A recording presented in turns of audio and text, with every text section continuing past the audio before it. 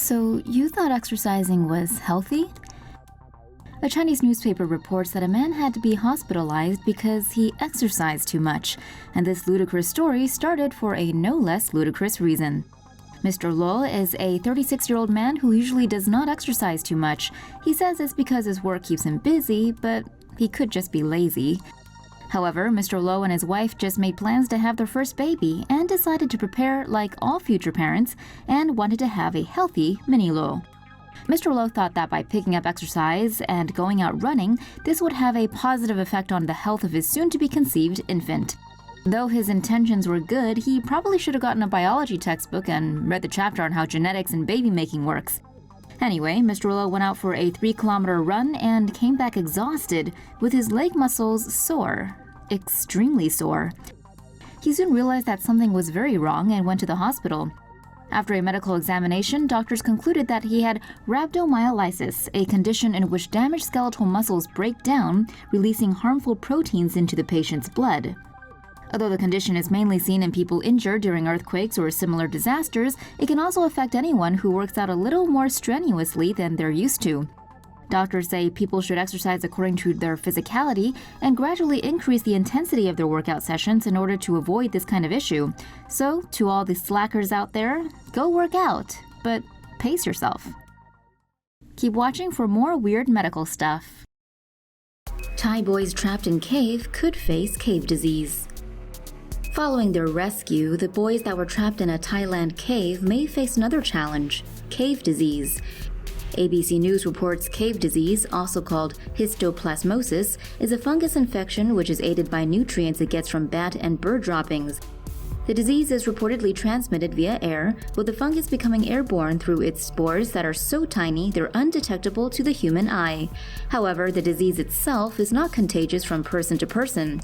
According to the CDC, any movement that disturbs the ground, like digging or even walking, can spread the disease. Histoplasmosis may affect those with a weaker immune system, causing the disease to spread from the lungs to the brain. Those who don't get sick may appear to have a flu or have body aches and chest pain. One way to prevent cave disease is to avoid walking into any caves where bird and bat droppings are suspected to be there. Zombie deer disease in humans? A mysterious neurological disease is laying waste to North American deer, and scientists are worried that humans might be next. Since its discovery in 1967, chronic wasting disease has infected deer populations in 24 US states and Canada, and has also been found in South Korea and Norway. Chronic wasting disease is caused by prions, deformed proteins which accumulate in certain organs. Infected deer can live 2 years before symptoms like weight loss, thick saliva, and behavioral changes manifest.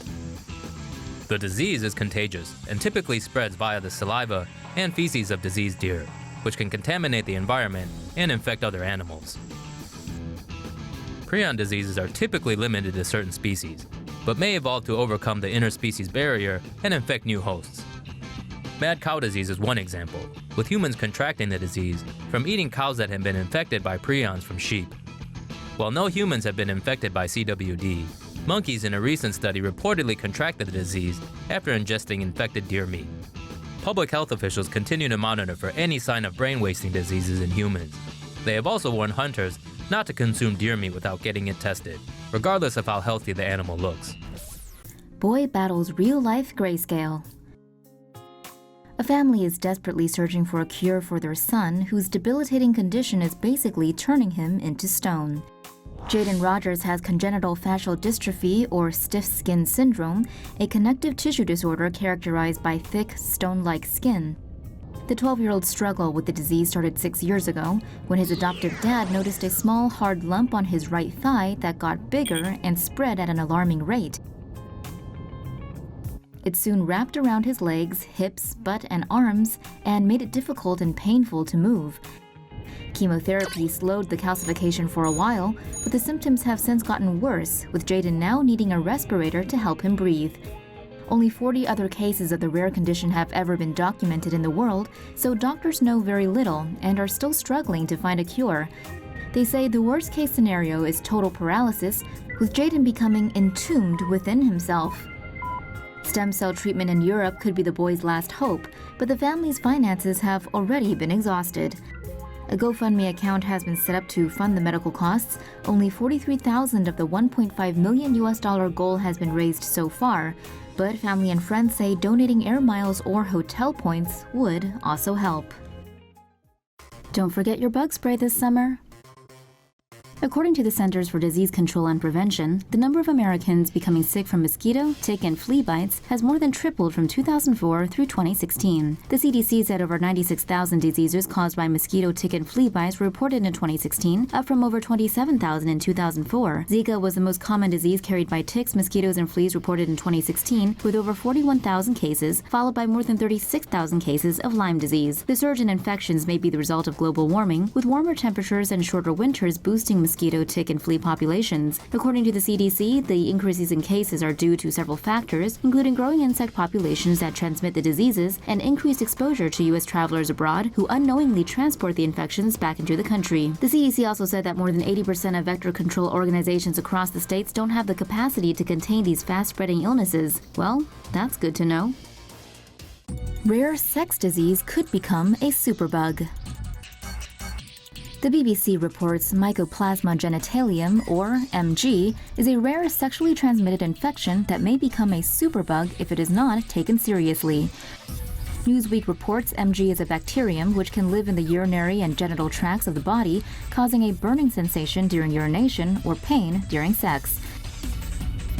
The BBC reports MG causes inflammation of the urethra in men and inflammation of the reproductive organs, such as the womb and the fallopian tubes for women. The infection is often misdiagnosed as chlamydia and treated as such, which is why the infection is currently developing resistance to some of the antibiotics used to treat it. The British Association of Sexual Health and HIV issued guidelines saying the disease may be treated with the antibiotic doxycycline for 7 days, followed by azithromycin. The BBC reports Dr. Peter Greenhouse, a member of the association, is urging the public to take precautions and to use condoms to prevent the spread of Mycoplasma genitalium. Conscious during your own resuscitation? Yikes. A new Danish study is raising awareness of the rare but disturbing phenomenon of patients being awake during CPR. A doctor at the Euro Anesthesia Congress in Copenhagen presented the case of a 69-year-old man who went to the hospital after 3 days of indigestion but suffered cardiac arrest while being admitted. A medical team immediately began chest compressions. CPR was administered for the next 90 minutes, with the patient reportedly showing signs of conscious awareness throughout. A high level of awareness during CPR is extremely rare, according to experts, since blood flow to the brain is often insufficient. Strangely, the man's heart remained non-functioning and without electrical activity, which caused him to lose consciousness each time doctors held off on CPR. Despite being given several shots of epinephrine, his heart failed to restart on its own. The man eventually died after compressions were stopped for good. An autopsy later revealed that the patient suffered a complete aortic dissection, a lethal condition in which blood is forced between the inner and outer aorta layers. Since the decision to terminate CPR happened while the man was still conscious, it raised serious ethical questions, including the use of sedation when resuscitating patients. That poor woman. A British woman has lost nearly all of her limbs, all because of one hospital's medical blunder. On Christmas Day 2014, Magdalena Malik had to get surgery at Luton and Dunstable University Hospital after discovering she'd suffered an ectopic pregnancy. While in recovery, she developed a high fever and rashes on her legs, both classic signs of sepsis that doctors then misdiagnosed as an allergic reaction. Her condition led to kidney damage and septic shock, but while the kidneys were saved with dialysis and a transplant, her gangrenous limbs were too far gone. After waiting an agonizing 6 months, Malik's decaying legs, arms, and fingers were finally amputated. Sadly, her relationship with her partner broke down during the trying ordeal, and she has had to cope with the disability on her own, including relearning basic, everyday tasks. The hospital has since apologized and admitted their mistake, but Malik is hell-bent on taking legal action against them, if only to prevent more negligence in the future.